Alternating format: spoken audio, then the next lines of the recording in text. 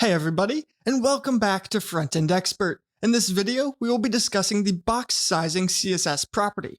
So here in this example, we have a div with the ID of container, and inside of that div, we have an h1 with the text of container, and then we have another div with the ID of child and an h2 that says child.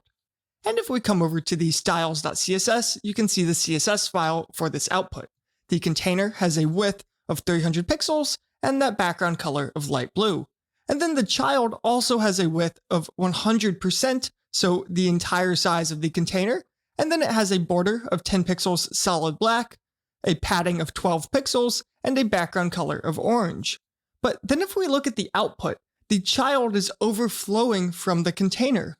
So what's happening here? We set the width to 100%, which should say 100% of the size of the container.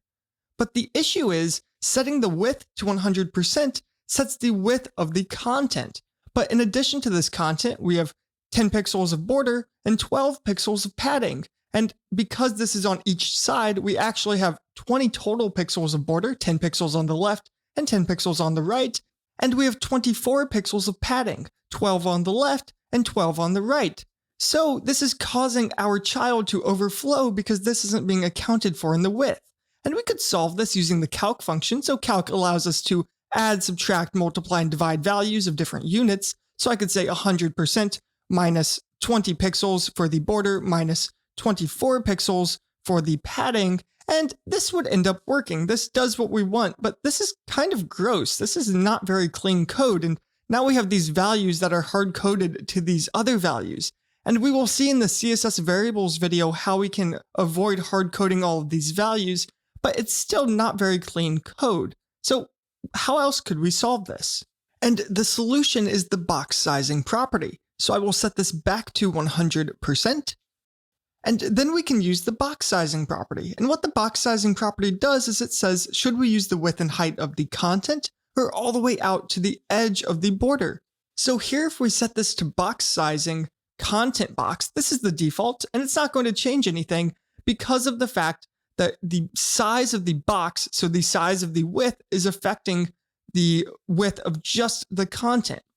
However, we can change this to border box, which simply says that the width and height now contain the padding as well as the border.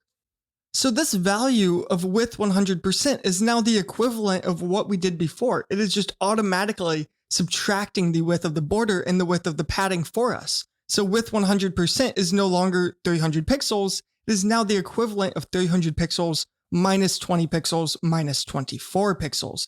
Now, some people love border box and think it's just a much cleaner box sizing, whereas other people like the content box and prefer to use that method and only switch to border box when they need it.